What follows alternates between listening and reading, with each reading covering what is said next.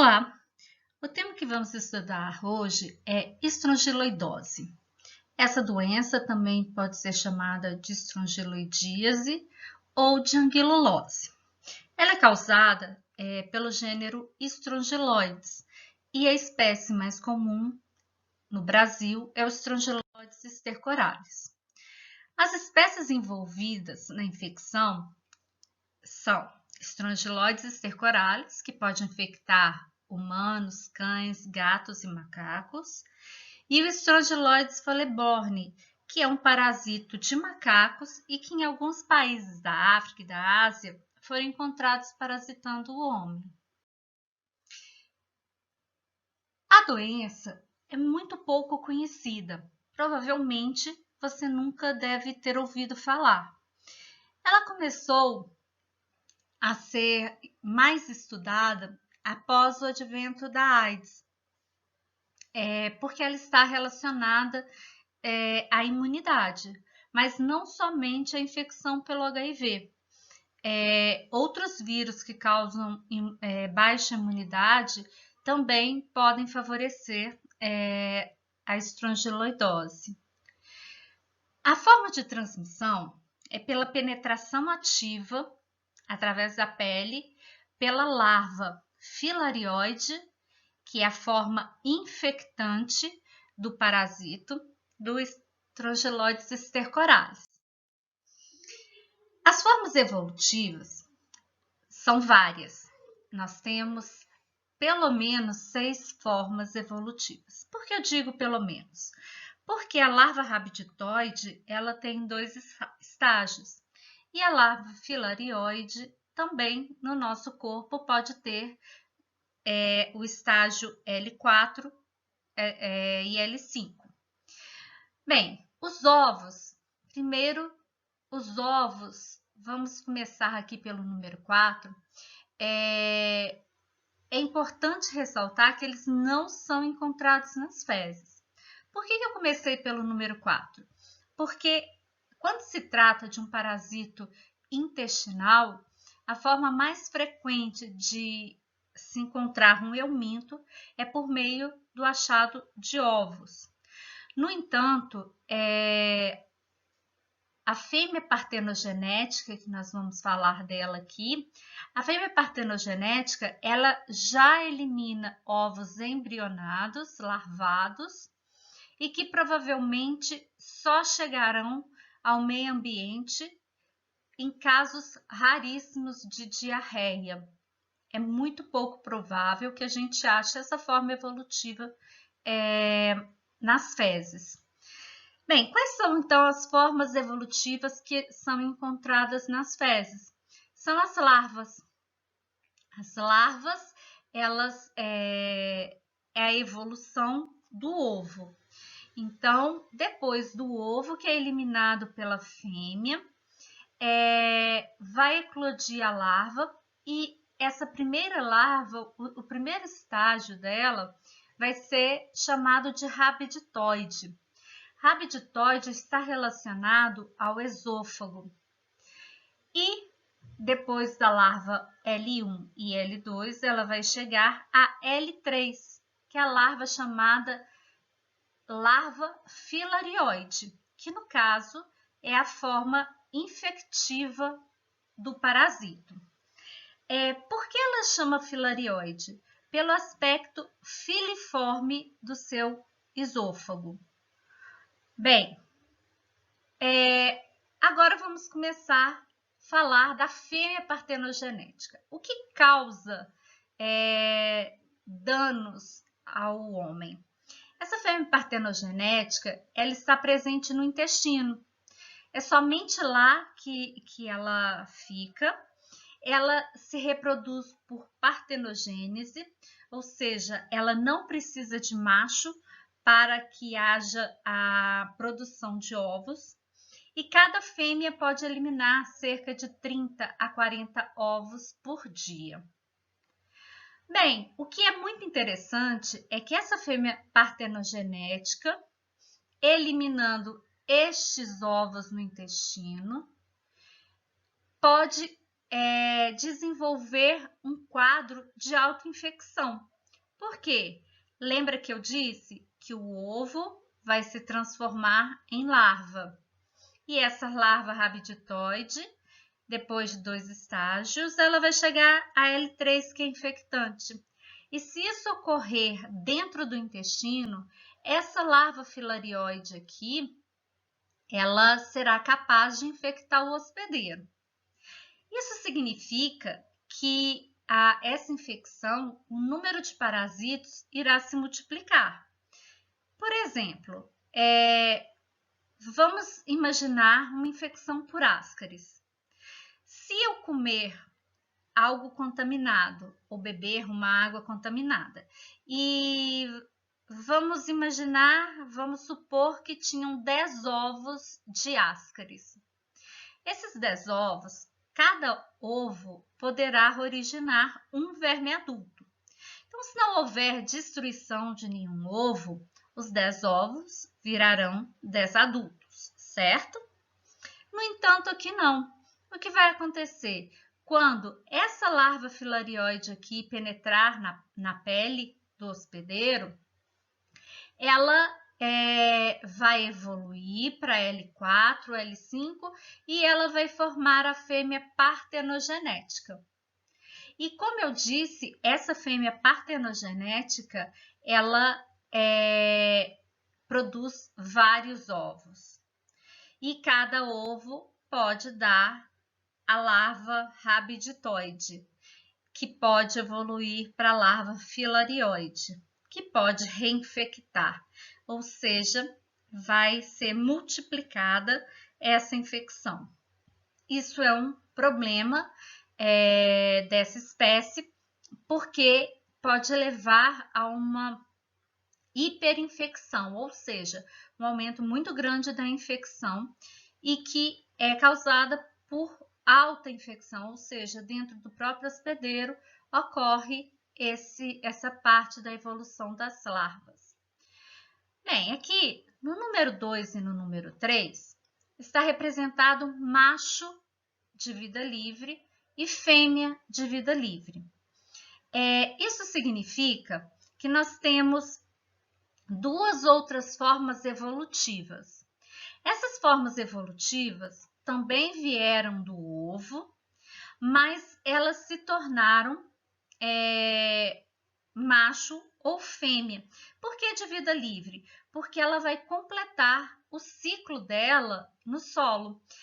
Haverá uma cópula, fêmea e macho, e no solo ela produzirá ovos. Então, aqui eu tenho um ciclo direto, que pode ser dentro do intestino, e tenho o ciclo que vai passar no solo.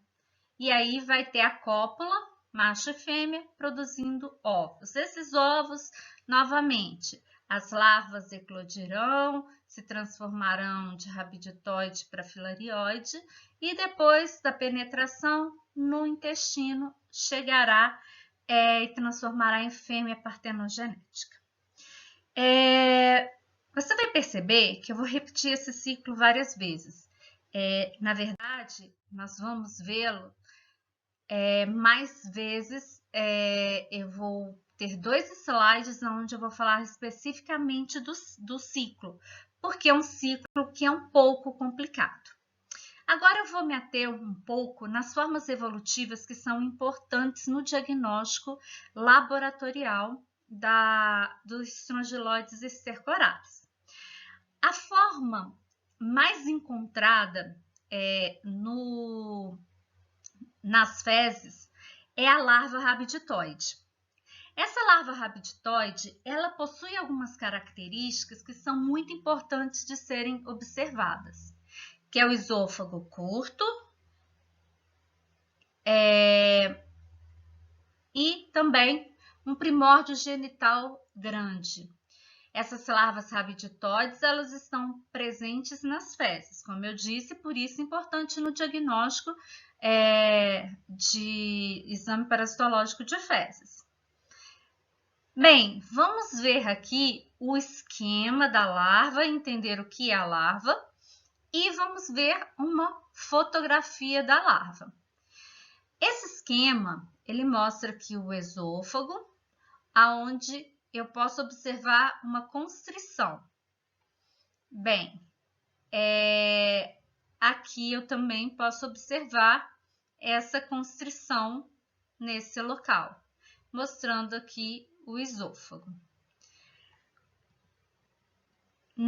Se a gente aumentar no microscópio, eu vou poder observar o vestíbulo bucal. O vestíbulo bucal é aqui, só que ele é pequenininho, ele está em seta vermelha, e a gente diz que é um vestíbulo bucal curto. É muito difícil quando se trata de uma larva de Strongyloides stercoralis que possui esse vestíbulo curto. Eu tenho uma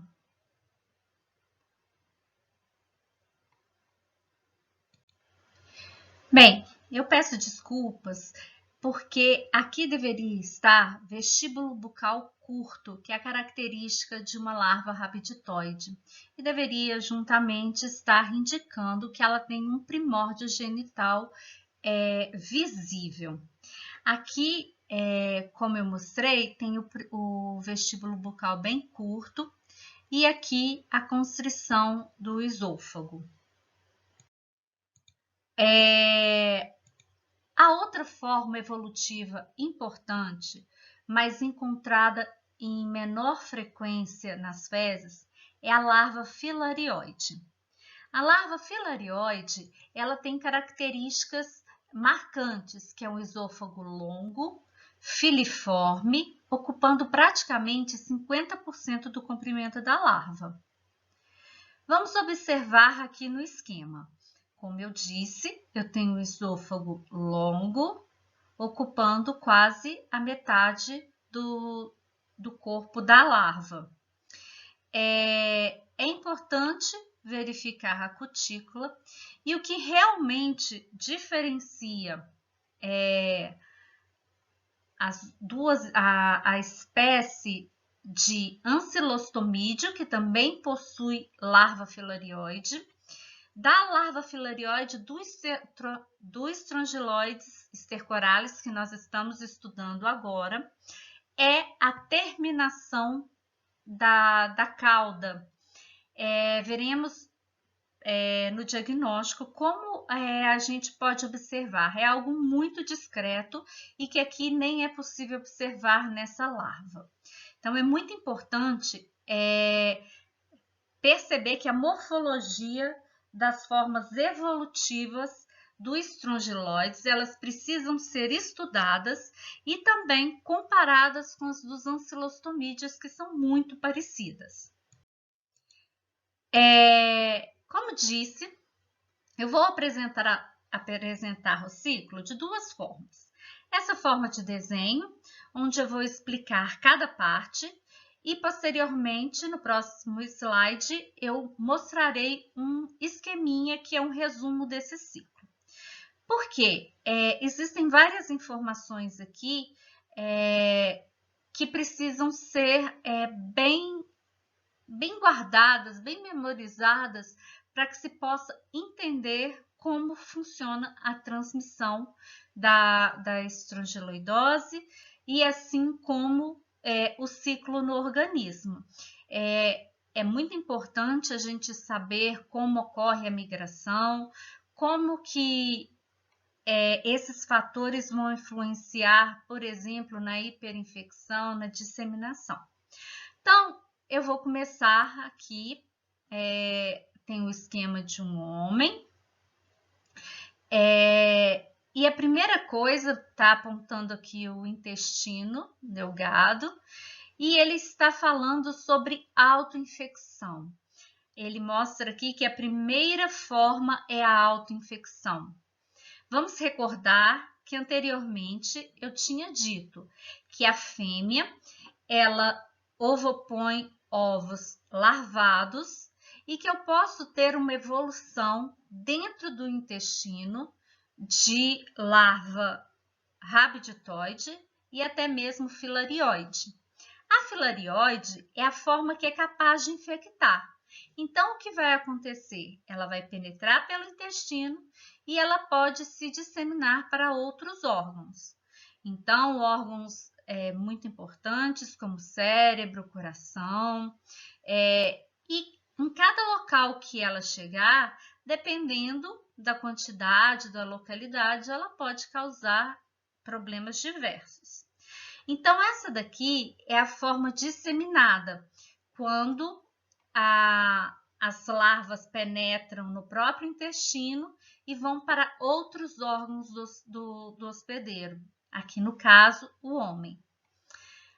Caso de hiperinfecção, ele ocorre em algumas situações especiais, que também vamos falar mais especificamente à frente. Bom, e aí? Como que vai ser esse ciclo, né? Como que aqui a gente viu a parte de autoinfecção. Só para relembrar, nós temos a possibilidade, como eu disse, de ter reeliminação nas fezes da forma evolutiva larva filarioide, que é a larva infectante. O que pode acontecer? Essa larva, ao ser eliminada nas fezes, ela pode penetrar pela pele e causar outro tipo de autoinfecção. E aí já vai ser penetração da pele devido a má higienização, a problemas que retêm as fezes e possivelmente, se estiver contaminadas, com os parasitos. Então, nós temos autoinfecção dentro do intestino e temos autoinfecção na região perianal, onde podem ficar fezes retidas contendo larvas filarioides infectantes. Bom, agora vamos o que vai acontecer no solo, né? Então, olha, eu tenho o parasito, a fêmea partenogenética, repetindo, ela não precisa de cópula para produzir ovos. Esses ovos são eliminados larvados, rarissimamente encontrados nas fezes. As formas mais comuns de serem encontradas nas fezes são as larvas rabditoides.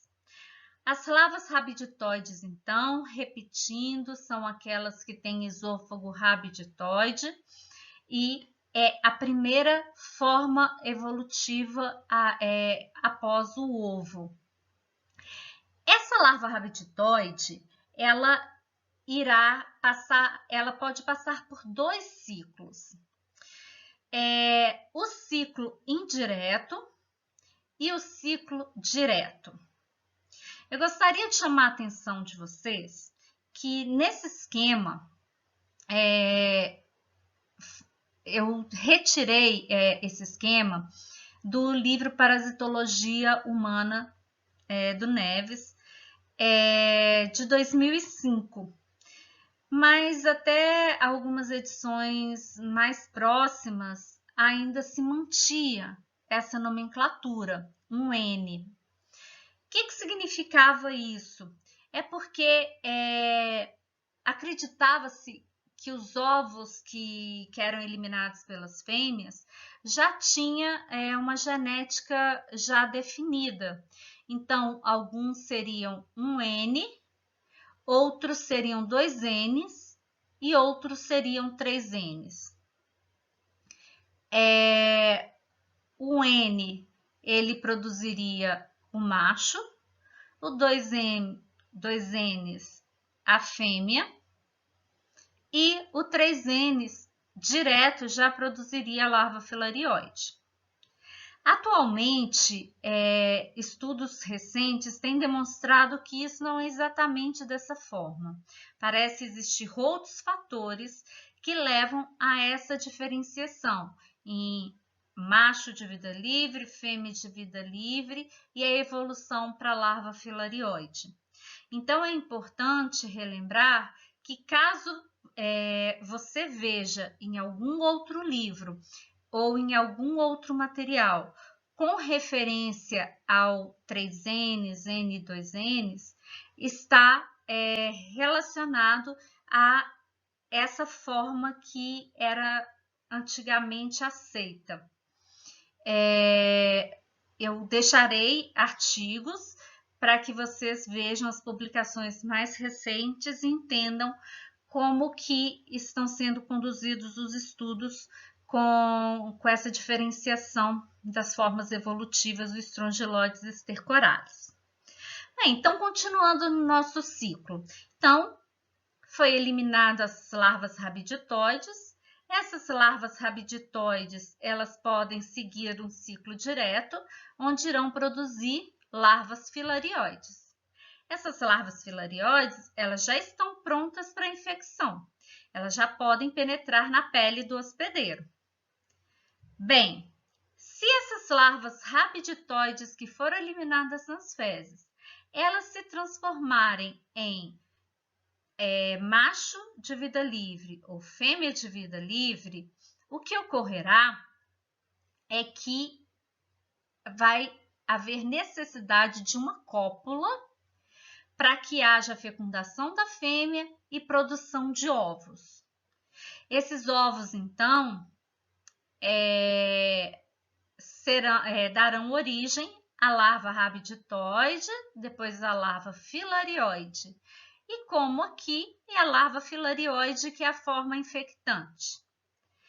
Então, vamos sempre relembrar: quem infecta, quem penetra na pele, seja no intestino, na região perianal, ou nas partes em contato com a terra contaminada, com as larvas, em qualquer dessas circunstâncias, a forma evolutiva capaz de penetrar na pele é a larva filarioide. Ela é uma larva de terceiro estágio. Aqui eu fiz um resuminho mostrando para vocês o ciclo direto e o indireto. Vamos aqui na esquerda ver o ciclo direto. O ciclo direto, eu iniciei pela fêmea partenogenética, que está no intestino. Posteriormente, será feita a ovoposição e a larva rabiditoide eclodirá. Essa larva rabiditoide vai passar por uma mudança, então, de L1 para L2, e quando mudar para L3, ela vai dar origem à larva filarioide, que é a forma infectante. O que ocorre? Essa larva filarioide, como acabei de explicar, é a forma infectante. Então, ela pode penetrar no hospedeiro e vai migrar pelo corpo, dar origem à larva L4, L5 e vai dar origem à fêmea partenogenética. E aí, novamente, recomeça o ciclo: ovo, eclosão da larva rabiditoide, filarioide, infecção. Relembrando mais uma vez, isso pode acontecer dentro do próprio intestino, isso pode acontecer na região perianal, e isso pode acontecer o que a gente chama de heteroinfecção, que é uma infecção que ocorre por meio do solo, ou seja, foi eliminado a larva e ela evoluiu e penetrou na pele. Essa infecção também pode ser chamada de primo-infecção. Aqui do lado direito, nós temos o ciclo indireto. O ciclo indireto, ele não dá origem, depois da rabiditoide, à filarioide. Eu tenho aqui uma fase intermediária. E esse ciclo indireto, ele ocorre no meio ambiente. Isso significa que uma pessoa contaminada vai eliminar larvas rabiditoides que poderão dar origem à fêmea ou macho de vida livre.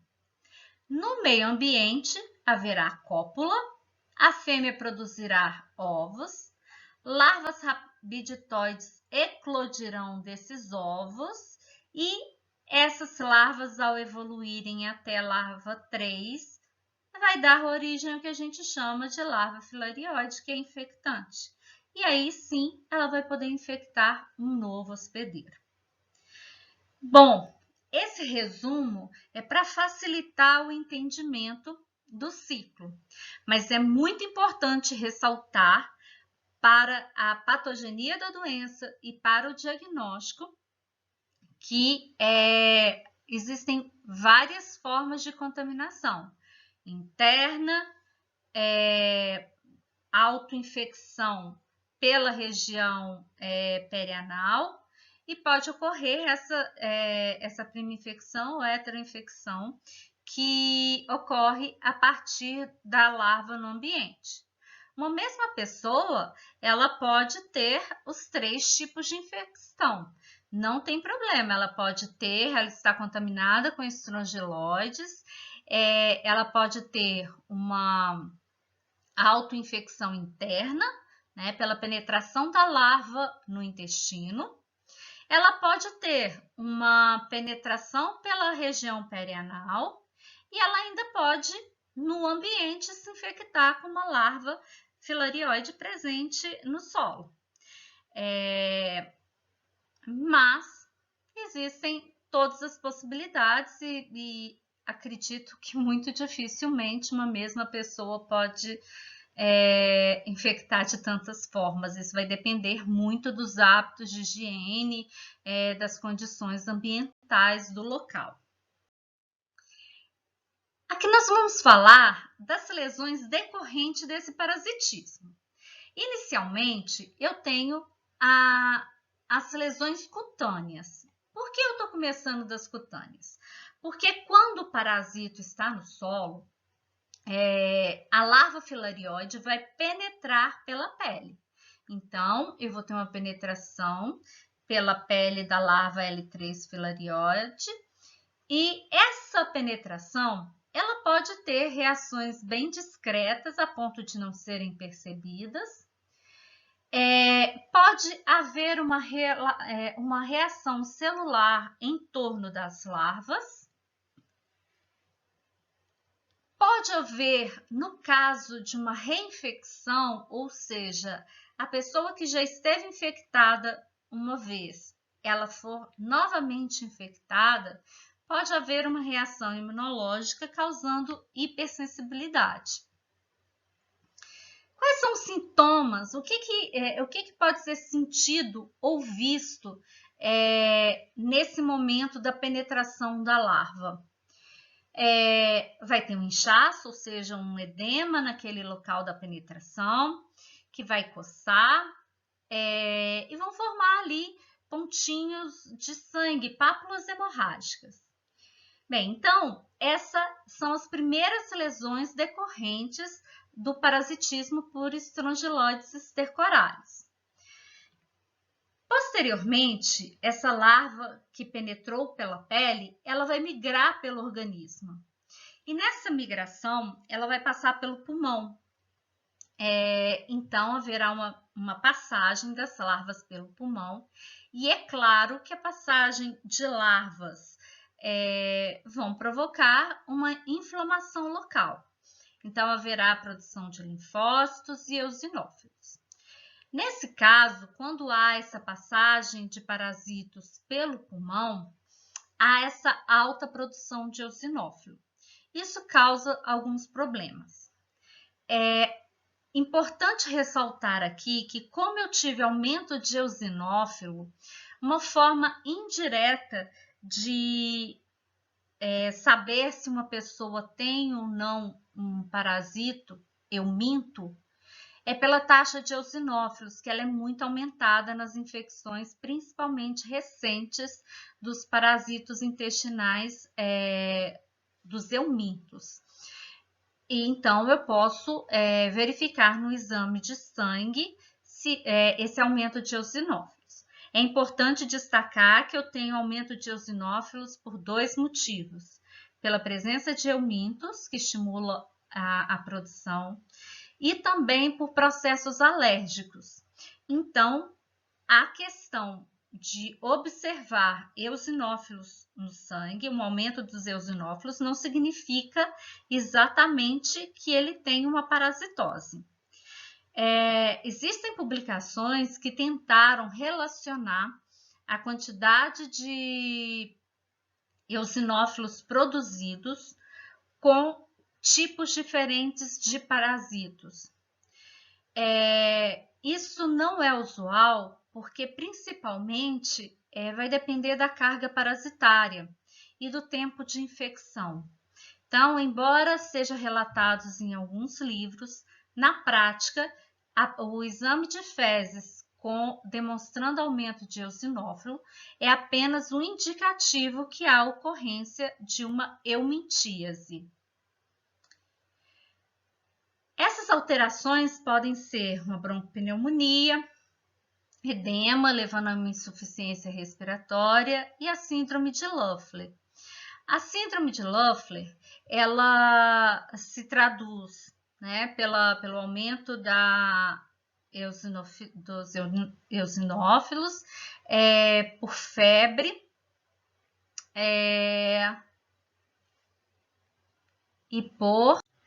nessa síndrome podemos observar tosse com ou sem expectoração, e aí é importante perceber que nesses carros pode haver presença de larvas, vai causar febre, falta de ar e crises asmatiformes.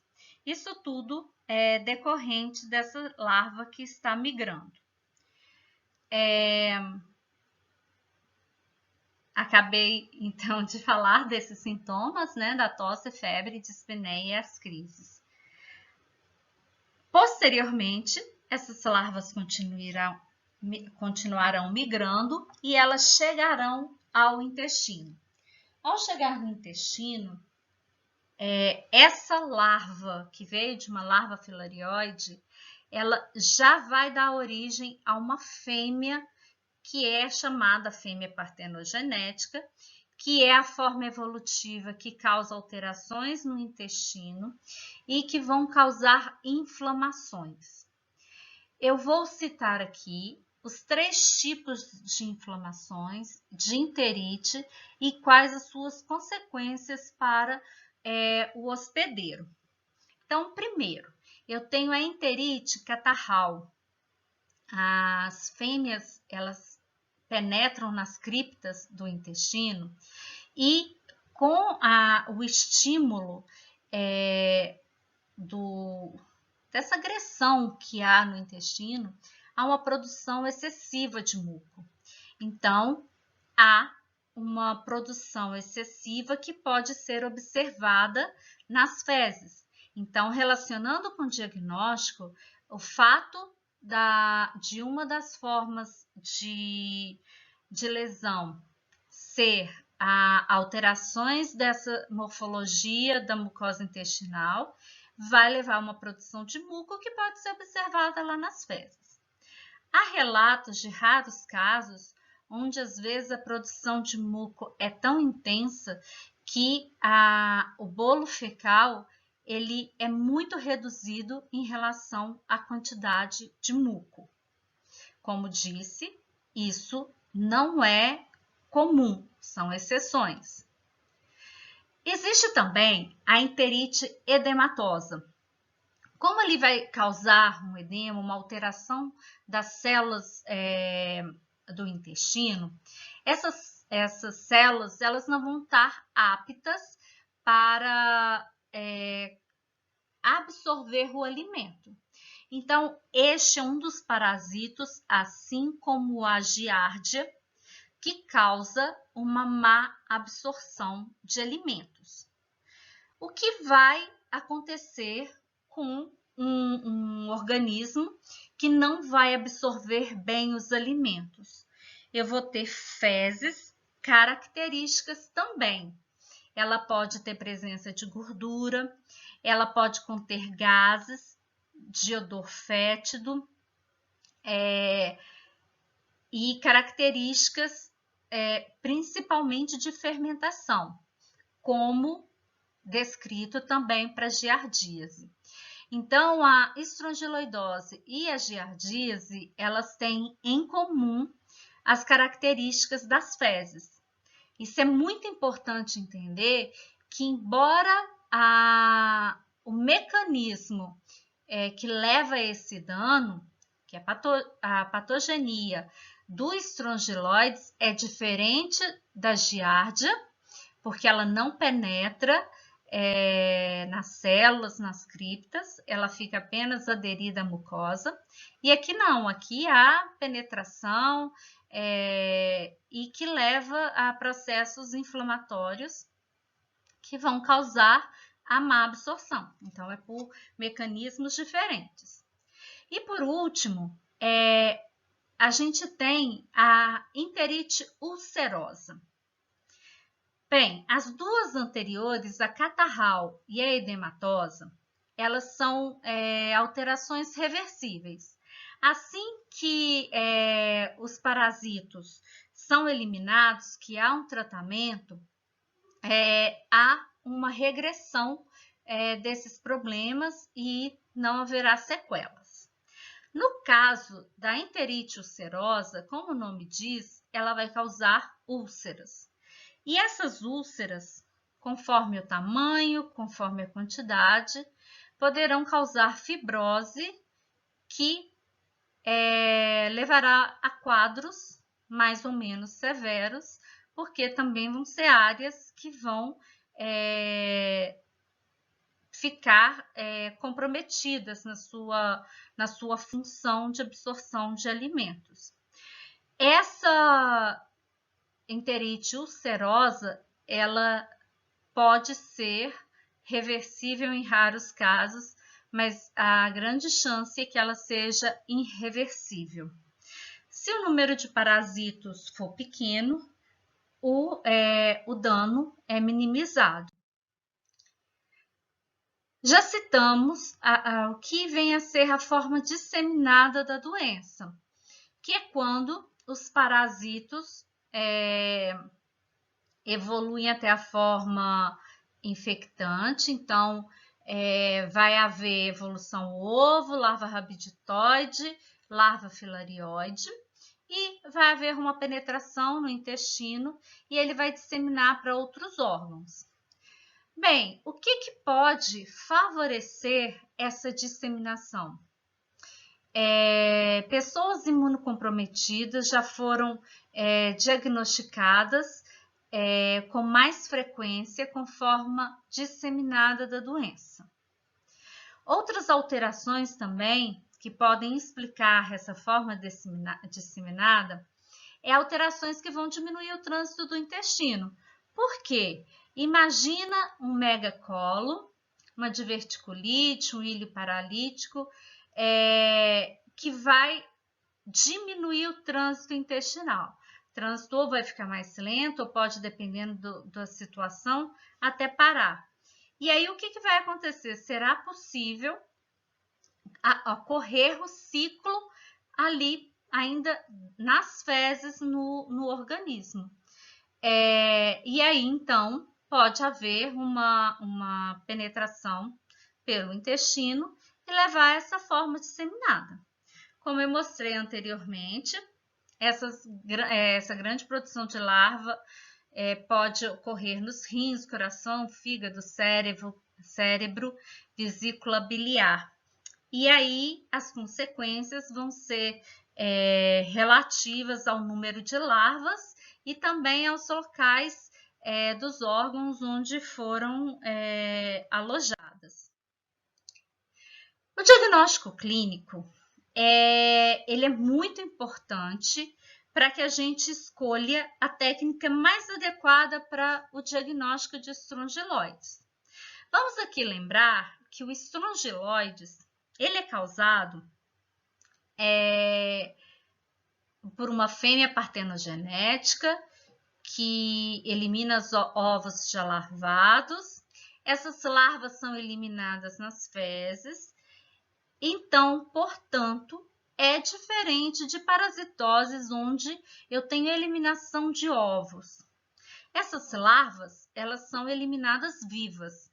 Então, existe técnicas que vão se basear nessa característica biológica de ser uma larva, que ela tem capacidade de migrar, que ela está viva. E aí, então, existe a técnica chamada Berman-Moraes, que é uma técnica onde busca-se as larvas que migraram para o fundo do aparato que é montado. Nos próximos slides eu vou explicar como acontece a montagem desse aparato. Bem, então, o que eu quero dizer? O diagnóstico clínico, ele é importantíssimo para eu escolher qual a melhor técnica para utilizar. No entanto, o diagnóstico clínico, ele é muito parecido com de outras doenças. Então, dor abdominal, diarreia, eu posso ter em várias parasitoses. Como eu disse, a grande presença de muco é um indicativo. É um indicativo se essa pessoa tem hábito de andar descalço ou frequentar lugares onde pode haver transmissão. Como eu disse, o Strongyloides stercoralis também está presente em cães e gatos. Então, dessa forma, há também essa possibilidade de uma indicação epidemiológica. Então, dados epidemiológicos, hábitos das pessoas são importantíssimos para auxiliar nessa suspeita clínica. Tendo aí a suspeita clínica, né, que é baseado nesses sintomas e sinais que eu falei, diarreia, dor abdominal, urticária. A característica das fezes, você lembra a questão da presença de muito muco, a esteatorreia, que é a presença de gordura nas fezes, aquelas fezes com muitos gases e de odor fétido. Então, eu tive a suspeita, agora vamos partir para o diagnóstico laboratorial. Bom, o exame direto que eu vou procurar, que eu vou ver as larvas, é a técnica de Berman. A técnica de Berman, ou Berman-Moraes, porque Berman estudou apenas as larvas encontradas no solo, e Moraes adaptou essa técnica para o diagnóstico humano. Então, a técnica de Berman e Moraes é uma técnica que me permite ver o parasito. Então, ela é uma técnica onde eu vejo o parasito, certo? Uma outra forma de fazer diagnóstico é por meio, como eu disse, do hemograma. As altas taxas de eosinófilos, principalmente no início da doença. Mas, como eu disse, isso não determina que realmente é o euminto e que seja o Strongyloides. Existem vários métodos imunológicos, existem pesquisas para desenvolvimento de kits para diagnóstico rápido. Existem técnicas que são pouco utilizadas porque os eumintos, eles causam muita reação cruzada entre eles. Então, métodos imunológicos não são muito recomendados para o diagnóstico de eumintos. Mas, atualmente, várias empresas vêm investindo em pesquisa para fazer o diagnóstico em kits. E o diagnóstico por imagem pode me revelar a presença da fêmea partenogenética no intestino. Diagnósticos como raio-x, tomografia e ultrassonografia. Isso tem que ser feito por um médico que tenha muito conhecimento, porque o diagnóstico não é tão fácil. Bem, então vamos à técnica de Berman e Moraes. Como eu já adiantei, Moraes modificou a técnica de Berman, que era para localizar, concentrar, enriquecer as larvas para que elas sejam achadas no local com maior facilidade. Então, aqui nós temos um funil de vidro.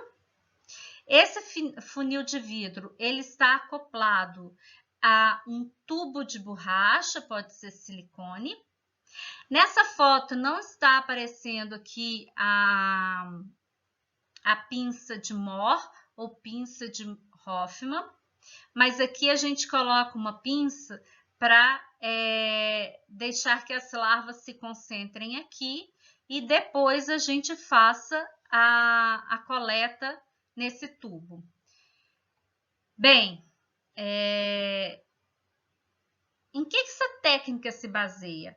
Como eu disse, ela considera que o Strongyloides, ele elimina a fêmea, elimina ovos que vão dar origem a larvas que irão sair nas fezes.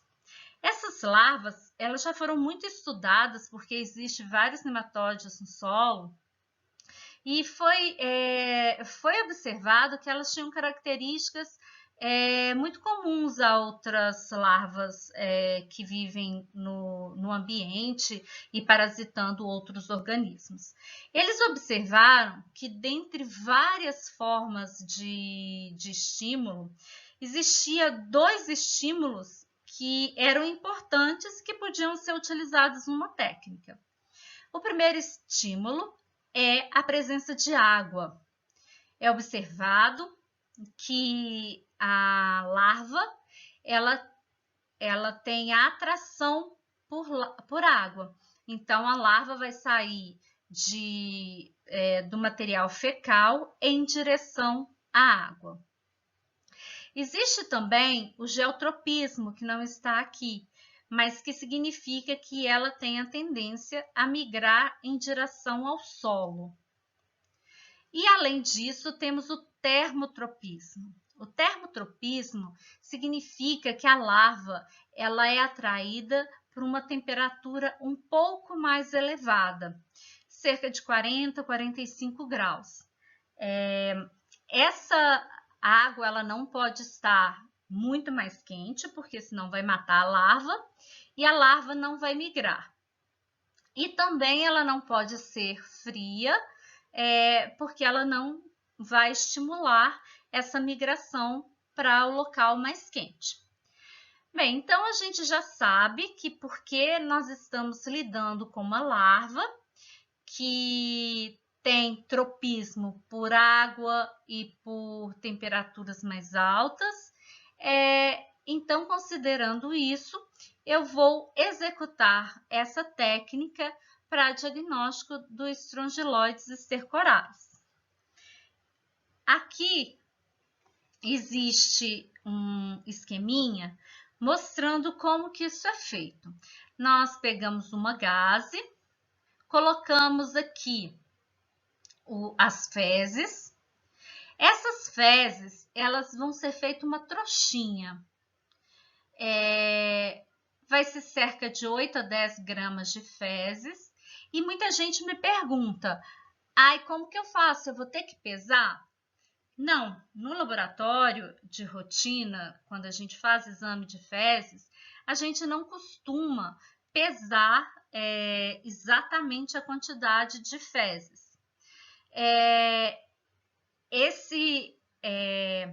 Por que está escrito aqui? Primeiro, para que a gente tenha uma ideia, né? O que são 10 gramas de fezes, porque é diferente de 1 grama e 100 gramas. Então, eu tenho ali uma proporção. Se eu estou começando a trabalhar e eu não sei qual é essa quantidade, eu vou pesar uma primeira vez. E eu vou ter noção de quanto de material eu vou precisar para outras vezes. Bem, gente, a técnica de Bergman-Moraes, ela é uma técnica que ela tem várias exigências. Então, por isso, aqui, embora ela seja a melhor técnica considerada para diagnóstico de Bergman-Moraes, embora tenha outros autores que citam técnicas potencialmente melhores, mas bem mais complicadas de serem executadas. Então, a técnica de Bergman é o que a gente tem hoje de mais eficiente. Então, muitos cuidados têm que ser tomados para realizar a técnica de Bergman e Moraes. Sobre o material, sobre essas fezes. Primeiramente, ela tem que estar fresca. Quando eu digo fresca, é recém-eliminada. Isso é uma limitação muito grande, porque nem sempre o paciente ele tem a possibilidade de chegar ao laboratório imediatamente, ou pelo menos o mais rápido possível do momento da defecação. Então, às vezes, essa demora pode alterar a larva pela fermentação e ela pode morrer. Bom, então, primeira regra de ouro, eu preciso de fezes recentemente emitidas. É muito importante o contato de quem vai solicitar o exame para instruir o paciente a realmente cumprir essa rigorosidade para esta técnica em específico. Por quê? Outras técnicas não necessitam de tanto tempo, de um tempo tão curto para que elas sejam realizadas. Porque a fermentação não vai destruir rapidamente cistos de eumintos, por exemplo. Desculpa, gente. Não vai destruir cistos de protozoários ou cistos e nem ovos de eumintos tão rapidamente. É claro que a gente não pode extrapolar alguns dias, mas pelo menos de um dia para o outro é tolerável essa espera. Já que não pode utilizar fezes mais velhas. E o que acontece é que quando isso não é explicado para o paciente, ele não entende exatamente o que é fezes recentemente emitidas. A forma de você solicitar, ela tem que ser muito clara, até às vezes precisamente em horas, em minutos. Por quê? É comum às vezes aparecer material no laboratório que facilmente você observa que foi emitido há muitos dias.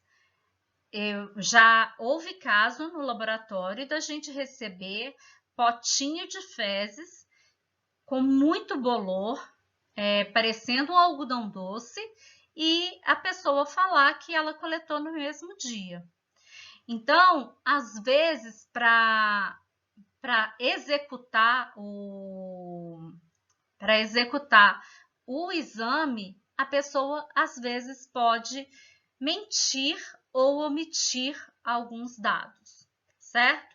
Isso é muito importante porque se essas fezes elas forem velhas e tiver ocorrido a fermentação, tiver destruído larvas, você vai fazer essa técnica, ela vai dar um resultado negativo, mas esse resultado pode ser falso exatamente por este problema. E se ele não for relatado, se não for observado, é uma chance a menos que a gente tem de confirmar o diagnóstico. É importante sempre lembrar que todas as técnicas de exame parasitológico de fezes têm baixa sensibilidade. Isso é comum a todas elas, porque é uma técnica onde, primeiramente, é necessário um preparo manual e a observação microscópica também é manual, ela não é automatizada como para outros exames. Outra coisa que também é muito importante ser observado é o ambiente onde estão sendo realizadas onde está sendo realizada essa técnica. Por quê? Vamos ver aqui o nosso esqueminha. Eu tenho funil, onde eu vou colocar uma água aquecida. Essa água deve estar até a 45 graus e é interessante fazer uma checagem para ver se a água está realmente a 45 graus. Por quê? Ela vai ficar repousando durante 1 hora. E tirando em algumas regiões do Brasil que a temperatura ou a sensação térmica chega a 45 graus, a gente não tem uma temperatura ambiente normalmente de 45 graus. Então, a tendência é que quando você deixa de repouso por 1 hora, vai haver troca de calor com o ambiente e essa água vai ficar mais fria. Então, é importante que o início seja 45, até mesmo não seja mais, para não matar a larva. Aqui, como mostrado na figura, eu tenho um tubo de borracha e aqui a pinça de Mohr ou pinça de Hoffmann. Essa pinça, como eu falei, ela tem o objetivo de fechar essa mangueira para que o parasito, quando descer, quando ele migrar, ele fica aqui nessa área, neste local aqui. E aí, quando a pinça é aberta, o sedimento que foi formado de larvas que migraram para o fundo, ele vai ser coletado num tubinho. Esse tubo, ele pode ser centrifugado, como está escrito aqui, como também pode ser observado sem centrifugação. Também pode ser colocado uma gota para visualização em lupa, utilizando um vidro de relógio. Então, essa é a forma que a gente tem para fazer a coleta da larva.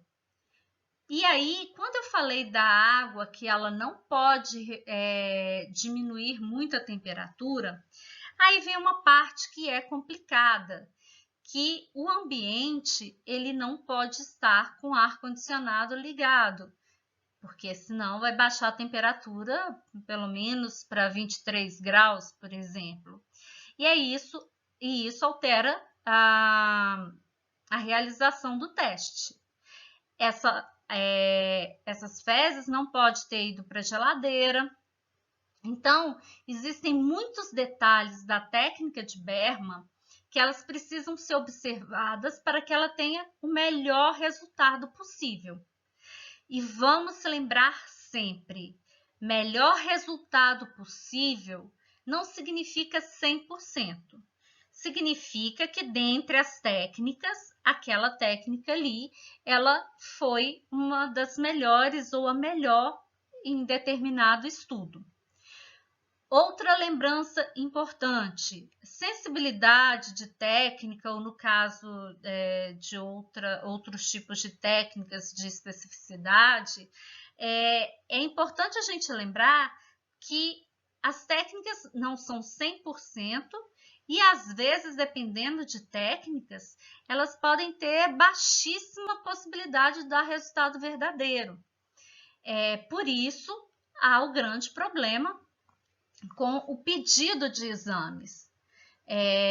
Esses exames, às vezes, eles são desacreditados porque não são corretamente orientados, não é feita a escolha correta da técnica e, às vezes, a técnica não é executada da melhor forma e ainda tem que contar com a experiência do microscopista. Então, tudo isso, gente, gera um aumento da possibilidade de dar um resultado falso negativo. Desculpa se anteriormente eu falei falso positivo, ok? Bom, então essa é a técnica de Berman e Moraes. Eu gosto de brincar que é um chazinho de cocô, porque a gente faz uma trouxinha, amarra e coloca em contato com a água. Então, eu brinco que isso é um chazinho de cocô. A larva, qual que vai ser a tendência? Ela está aqui em contato, a trouxinha está em contato, ela vai descer e vai se concentrar aqui. Essa técnica, então, é uma técnica de enriquecimento, baseado na característica biológica da larva, migrar para água mais quentinha e em direção ao solo, geotropismo. Agora vamos falar de algo que é bem complicado.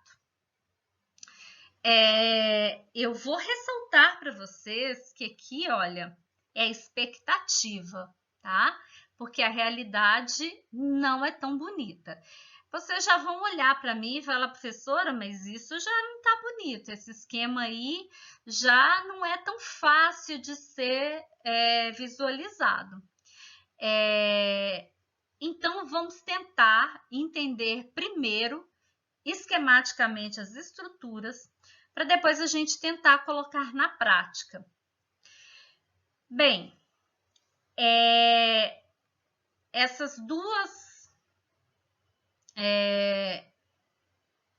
duas larvinhas aqui são larvinhas rabiditoides. Me perdoem essa caixinha que está aqui escrito estrongiloides. Eu coloquei estrongiloides rabiditoide, ela deveria estar aqui perto, tá certo, gente? Eu chamei de A ancilostomídeo, R rabiditoide, S estrongiloides, R rabiditoide. Aqui ancilostomídeo, filarioide, estrongiloides, filarioide, ok? Bom, agora vamos às diferenciações. As duas, não vamos dizer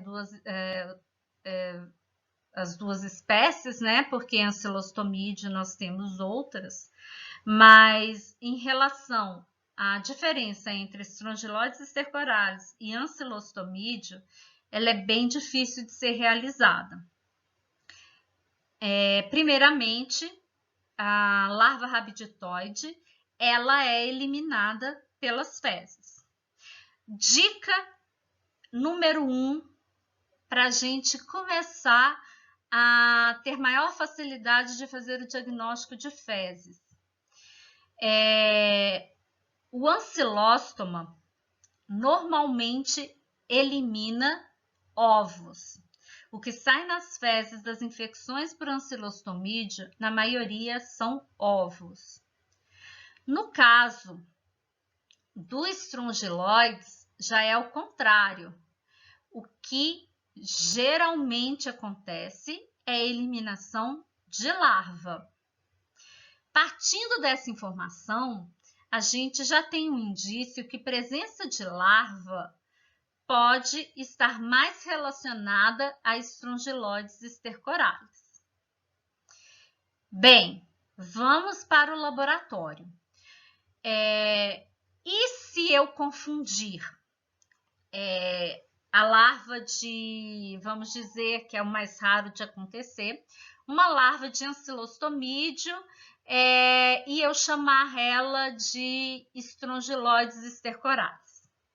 Na prática, os tratamentos são diferentes, mas os estrongiloides, ele tem algumas peculiaridades e em algumas situações são usadas drogas diferentes, ou por tempo mais prolongado. Então, se você confundir uma larva que não deveria ter saído normalmente, na maioria dos casos, que é a larva rabiditoide de ancilostomídeo nas fezes, e você confundir com uma rabiditoide, porque ela tem o mesmo tipo de esôfago, pelo menos o mal não vai ser tão grande. No entanto, temos que ser éticos, temos que ser profissionais e temos que ter responsabilidade técnica, que é fazer o diagnóstico correto. Então, vamos lá para a gente entender quais são essas estruturas que nos levam a permitir a diferenciação. Você pode estar tentando entender o que está circulando. Então, aqui, olha, nesse número 1, aqui à esquerda acima, eu tenho circulado o que é o vestíbulo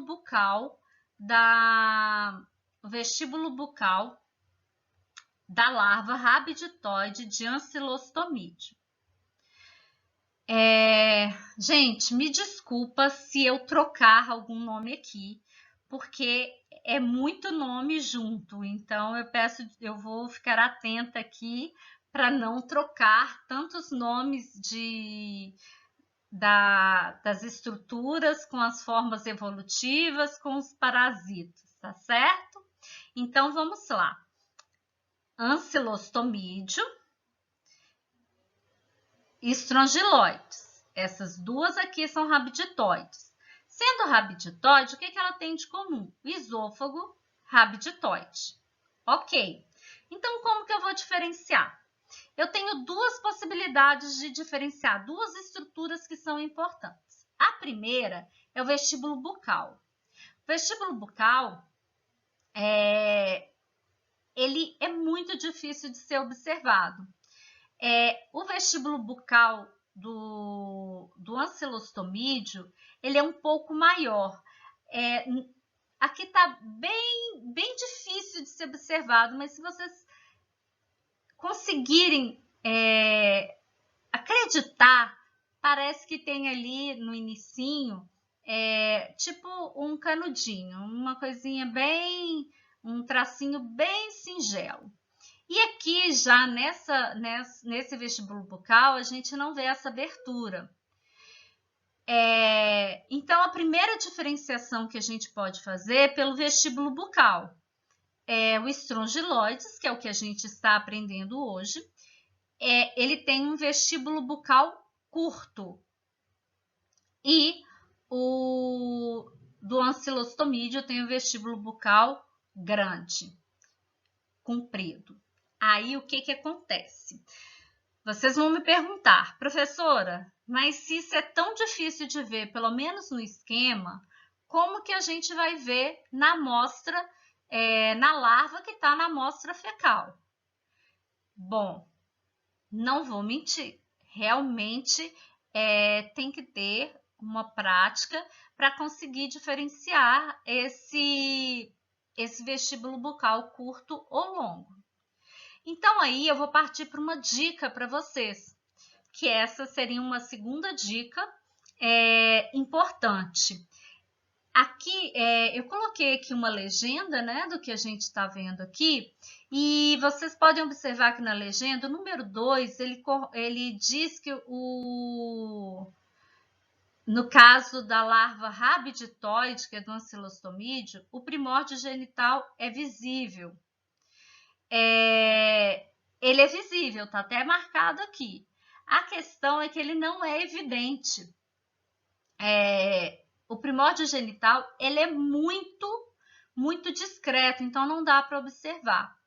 Já o primórdio genital do Strongyloides stercoralis, na maioria das larvas é possível verificar esse primórdio genital.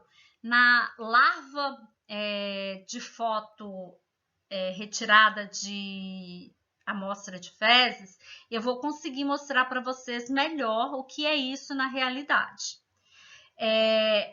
Então, eu mantive essa legenda aqui porque dizia primórdio genital visível, e aqui embaixo também fala de primórdio genital visível. Só que a diferença aqui do stercoralis é que ele é muito visível, ele é bem evidente. A palavra não seria visível, é evidente. Bem, então assim a gente faz. Recapitulando, então quando tem a eliminação de fezes, se a pessoa estiver contaminada com Ancylostomídeo, ela frequentemente irá eliminar ovos. Se ela estiver infectada com Strongyloides stercoralis, ela frequentemente vai eliminar larvas. Existem exceções? Existem. Tanto é que a gente precisa fazer essa diferenciação de larvas. Pode ser que o Ancylostomídeo, a larva tenha eclodido nas fezes e tenha a presença dela lá. Realmente, a presença de larvas é muito indicativo de ser Strongyloides stercoralis. Mas muito cuidado, Porque o que ocorre é que as pessoas já veem a larva nas fezes e coloca isso como verdade absoluta. Um exemplo, num laboratório, se um técnico ele tem essa ideia que sendo larva estrongiloides, ele pode causar um problema, que é o seguinte, eu só tenho transmissão de um parasito se ele existir. Vocês vão falar, óbvio, né? Se ele existir no local. E o que acontece? Às vezes naquele local não tem aquela espécie presente. E já aconteceu comigo de diagnósticos feitos por outras pessoas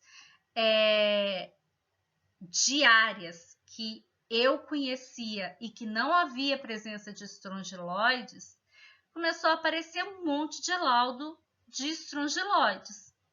E quando eu fui verificar com a farmacêutica, o que aconteceu? Ela tinha essa ideia na cabeça, apareceu larva nas fezes, estrongiloides.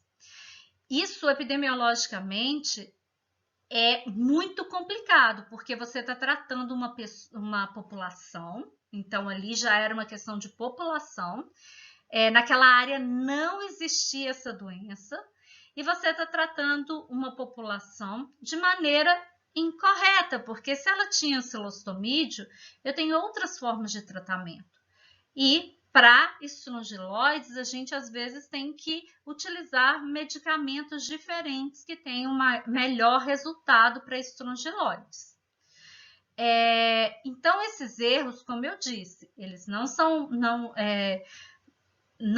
tolerados. A gente pode até se enganar, mas a gente fazer por negligência e simplesmente dizer tem larva e estrongiloides, isso é negligência, bom?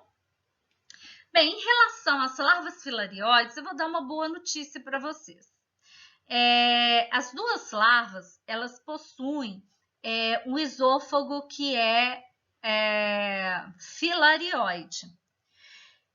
Esse esôfago filarioide, vamos observar aqui, ele vem filiforme, né, nas duas larvas. Observe que aqui, no caso da larva filarioide de Stercoralis, ele é praticamente a metade do corpo do verme. E aí eu tenho uma característica que ela é bem complicadinha de ser observada, mas com bastante atenção a gente consegue diferenciar, que é a terminação da cauda.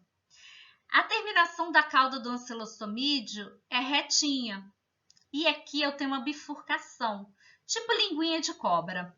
Só que observa pelo tamanho que está aqui no esquema que a gente nem dá para perceber. Acredito que se eu não tivesse ressaltado para vocês que essa cauda é bifurcada, talvez vocês pelo esquema não teriam percebido.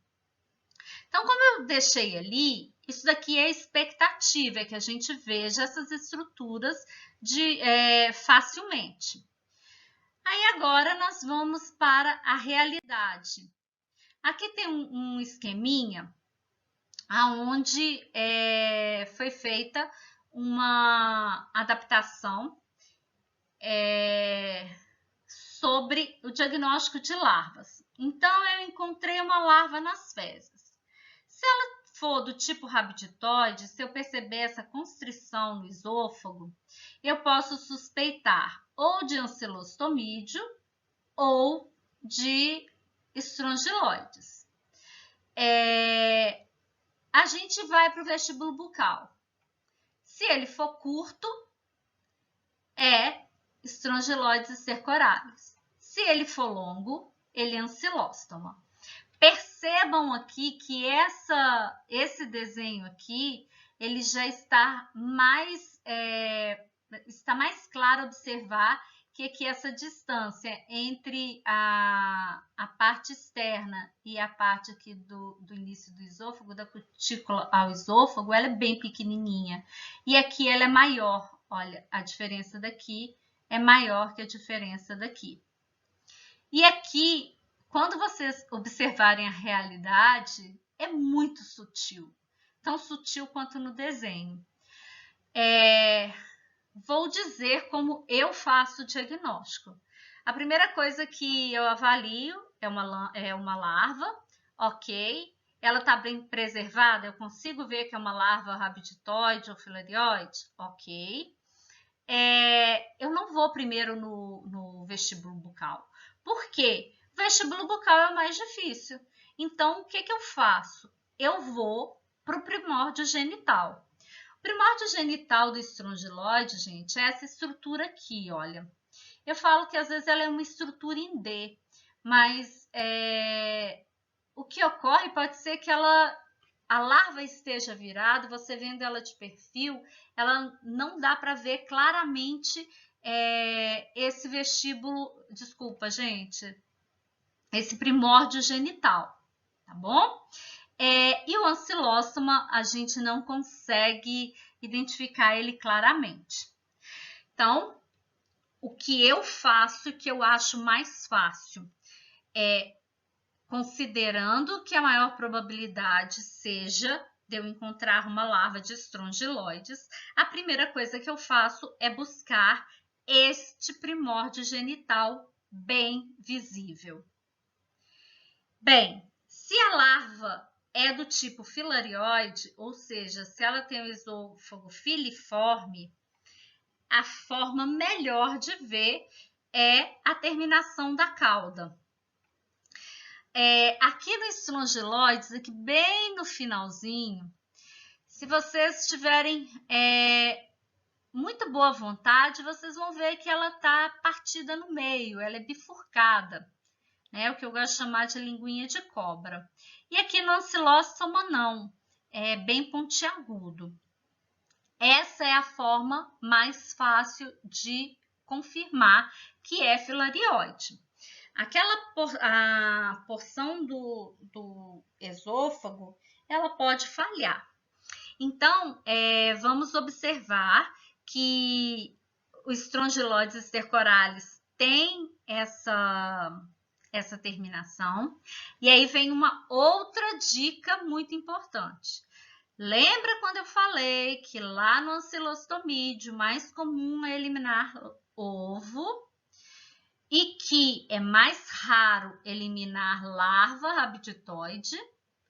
Então, consequentemente, é mais raro ainda eu eliminar larva filarioide. É mais raro eu ter presença de larva filarioide de ancilostomídeo em fezes. Então, o que eu faço é confirmar que aquela larva filarioide é de Strongyloides stercoralis.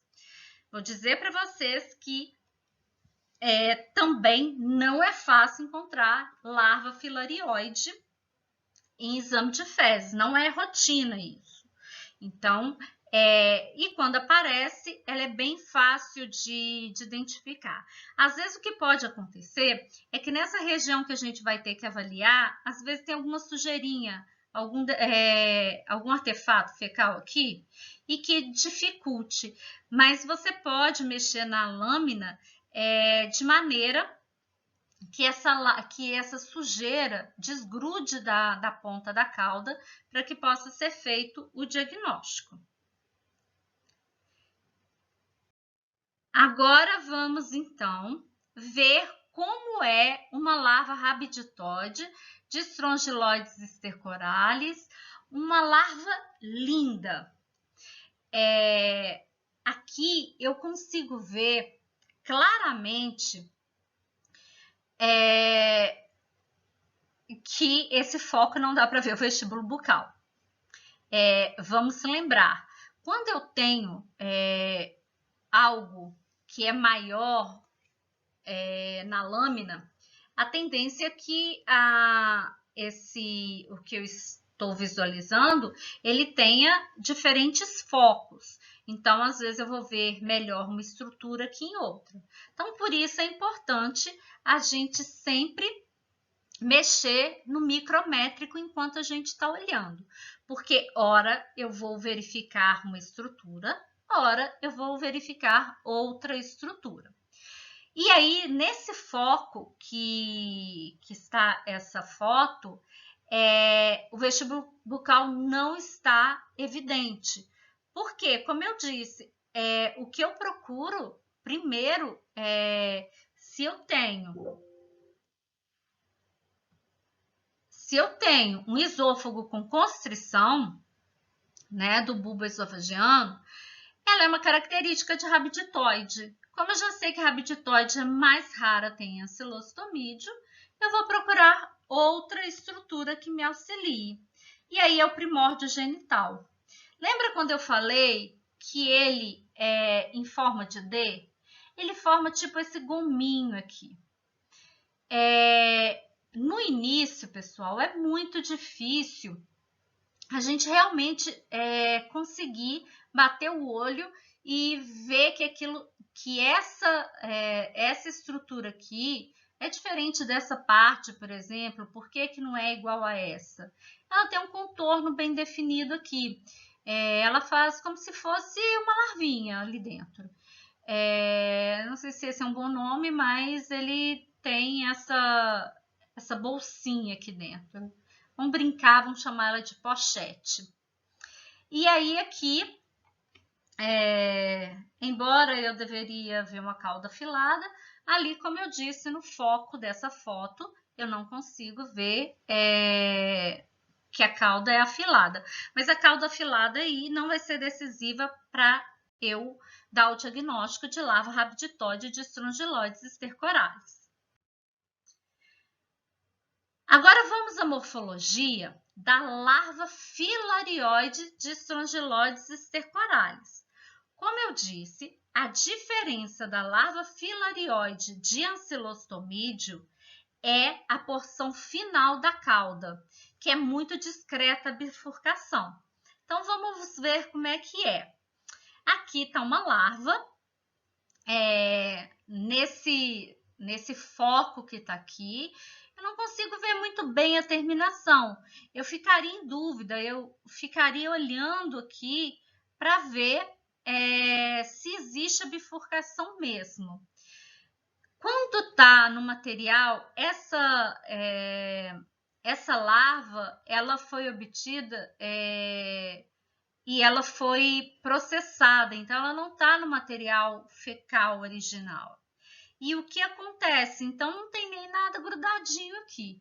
Então, um simples aumento dessa região, eu consigo ver ali com nitidez essa cauda bifurcada. Repetindo, isso é possível em algumas formas. Em questão agora do geral. Vamos imaginar que estamos fazendo avaliação de uma lâmina à busca de parasitos ou comensais. Quando inicia-se o processo de identificação, que o aluno está ainda aprendendo, quando ele ainda não tem ele não tem muita experiência, é fácil confundir algumas estruturas que são artefatos nas fezes. Geralmente, quando inicia-se esse processo de identificação, eu sou chamada para auxiliar, e aí a pessoa me pergunta assim: professora, o que é isso aqui? Bem, a palavrinha que vocês devem guardar, a frasezinha, desculpa, é a seguinte: qual estrutura você está vendo que te mostra que é uma larva de estrongiloides estercoralis? Minha pergunta: vocês estão vendo esôfago? Na da direita até tem um tracinho ali no meio, né? Vocês conseguem ver se ele é rabiditoide, se tem aquela constriçãozinha, ou se ele é filarioide? Na melhor das hipóteses, forçando muito, vocês podem confundir a da direita. Falar, professora, eu não sei o que é aquilo ali. Porque no início a gente não tem muita experiência. Mas o que fazer quando você estiver sem a presença do professor e tiver que tirar dúvida? Primeiro, as larvas, gente, a parte inicial ela é arredondada e a parte final ela é pontiaguda. Muitos desses artefatos, eles às vezes têm até um corte abrupto, às vezes parece um tronco quebrado. Então, ela não tem o arredondamento da parte anterior e nem o afilamento da parte posterior. Aí eu não consigo, da esquerda, eu não consigo visualizar nenhum material, nenhuma estrutura que me permite identificação. Na da direita, eu ainda consigo ver um tracinho, mas se você se perguntar qual estrutura eu estou vendo, eu não consigo afirmar que isso daí é um esôfago com intestino. E aí, o que a gente sempre faz no diagnóstico parasitológico? Eu tive dúvida, essa daí eu não tenho certeza. Então, tudo bem, vamos imaginar que eu fiquei com dúvida nessa. O que eu devo fazer é procurar no resto da lâmina se eu encontro outra larva, tá? Aqui, mais um material. Olha só, esse material eu já consigo ver que é uma larva, tá? Já consigo ver que a extremidade anterior é arredondada, que a final tem uma cauda, ela termina afilada. Eu vejo que tem aí dentro uma estrutura, mas só que eu não consigo identificar se o esôfago se tem a constrição, se ele é rabditoide. Muito possivelmente pode ser. Como eu disse, pela porcentagem de chance pode ser. Só que isso não eu não posso liberar um laudo falando assim, eu acho que é uma larva. Né? E colocar lá um ponto de interrogação ainda lá, pesquisar larva. Então, isso não existe. Quando eu não consigo fazer o diagnóstico de um material, esse material eu devo ou olhar em outra lâmina, ou olhar no sedimento que eu preparei, ou fazer uma nova, realizar a técnica novamente, porque eu não posso ter dúvida na emissão de laudo. Lembre-se sempre, gente, que o farmacêutico ele é responsável técnico pelo laudo dos exames. Então, não pode haver erro e você também não pode colocar pontos de interrogação ou suspeita. Isso não existe em laudo. Bem, aí a gente chega num ponto que é muito importante, a profilaxia. Bem, embaixo, na figura abaixo e na figura direita, nós temos aí a exposição do pé e até mesmo da perna, né, numa areia. Como o estrongiloides ele está presente também no cão e no gato, as fezes também podem conter larvas e elas podem contaminar pessoas que andam descalços, seja na praia. O que é necessário é fezes contaminadas com larvas de estrongiloides stercoralis. Não é porque tem fezes na praia que aquilo vai dar doença. Lembre-se sempre, para ter a doença, tem que ter o parasito. Às vezes a pessoa acha que isso é óbvio eu falar isso, mas às vezes a pessoa não raciocina, ela acha simplesmente porque ela viu um cocô na praia que ela vai pegar um monte de doença, né? Não é isso. Bom, em relação ao uso de calçado, que temos a foto à direita, tem que ser calçado fechado, porque quando você utiliza somente chinelo, pode ainda assim haver contato da pele. E uma coisa que a gente tem que lembrar também é que quando a gente mexe em terra, quando, por exemplo, pessoas que mexem com horta ou criança que brinca com areia, a gente tem que lembrar que não é somente os pés que entram em contato. Às vezes a gente senta, às vezes a gente manipula com a mão, enfim, essas áreas que terão contato com o local onde houve defecação, com presença de parasitos, esse local vai ser possível de transmissão. Como acontece na larva do ancilostomídeo, ela é uma larva também sensível à dissecação, ou seja, ela não suporta um sol pleno, ela precisa de umidade, de oxigenação. Então, vários fatores estão ligados a essa forma de transmissão. E, portanto, devemos avaliar como que está ocorrendo a transmissão.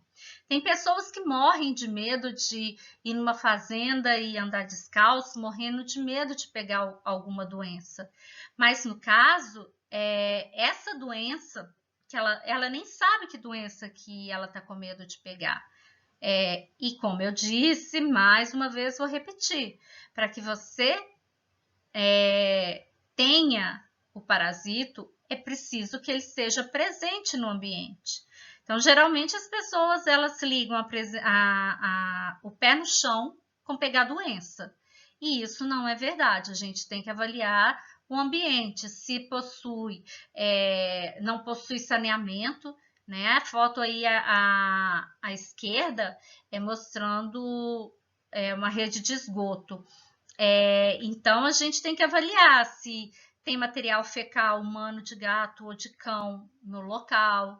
Então, é assim que a gente raciocina para entender como que é a transmissão e, consequentemente, o que eu posso fazer para evitar. E a educação sanitária, sempre pensando em como sensibilizar as pessoas sobre as formas profiláticas da estrongiloidose e também das outras doenças. Mostrar tecnicamente como que é a transmissão para as pessoas também terem condições de raciocinar. Não é dizer anda calçado, criança precisa de contato com a terra. Agora, é importante que os pais saibam se aquilo é uma área contaminada ou não. E essa questão de aonde pode ter? Lembra quando eu falei do exame errado, que a pessoa viu larva de ancilostomídeo e pensou que era de estrongiloides? Então, quando se faz exames e tem esses resultados negativos, trocados, né? Resultados falso positivo, porque na verdade não existe o estrongiloides stercoralis naquela região, esses resultados podem levar a gente a adotar medidas profiláticas numa comunidade onde não há necessidade da adoção dessas medidas. Por quê? Por exemplo, em zona urbana, onde tudo é cimentado, muito dificilmente eu vou ter penetração de larva, seja larva migrans, seja de ancilostomídeos, seja de estrongiloides, porque as larvas elas precisam de ambiente com matéria orgânica, com umidade, com temperatura adequada, com oxigenação adequada. Então, é muito importante que a gente conheça a epidemiologia da doença para entender como é feita a transmissão. Outro ponto importantíssimo de eu entender se existe uma doença no local. Não faz sentido um farmacêutico responsável por um laboratório de análises clínicas, não faz sentido esse farmacêutico realizar de rotina uma técnica de Berman, aonde a ocorrência de estrongiloidose seja baixa. Para que eu vou ficar fazendo um exame que tem tantas peculiaridades, tantos detalhes que tem que ser observados, várias coisas que podem levar a falha no diagnóstico? Para que eu vou colocar essa técnica de rotina se, no caso, a minha área que eu trabalho não tem a presença de uma grande ocorrência de estrongiloidose.